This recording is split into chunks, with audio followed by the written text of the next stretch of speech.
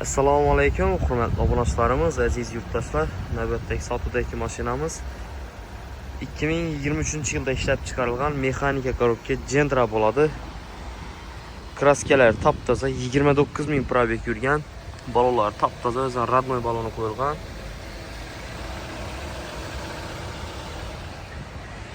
ABS'lari bor, plyonka rashinalar ham bor. 10 oy, 8 oy atrofi. Salon qismi, shipkalari chiqib laminatsiya ishlar qilingan. Ziyanli sostoyida mashin bir kol metan gaz balonlari bu 3-pokoleniya 29.374 probeg.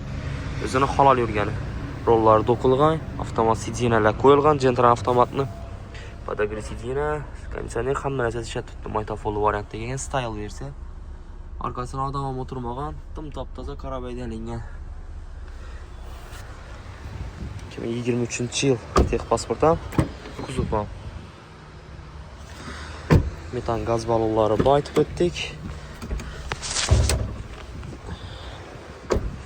Bu balonda hali mashin 200 km ham yurmagan. Zapaskalari, metallari чистин zavodskiy etib, stanovkatik kopdan akkuratni etib 90lik gaz balon. Ziyanli sostoyida mashina, qirchiq-pirchiqlar yo'q. Qarabayda ilingan, o'qituvchining mashina.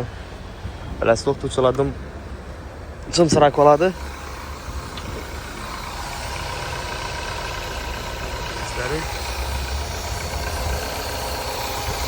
Motorga kulish demaya.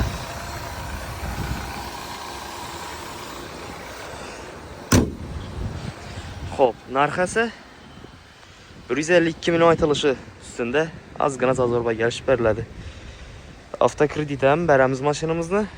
Faqat Xorazm propiskaga chiqadi, viloyatlarga chiqmaydi. Naq pulga kelishadi ustunda, barter bor.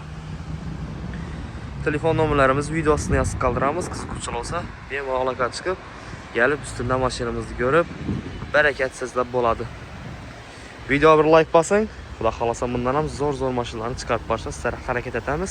Sog' bo'ling, salomat bo'ling.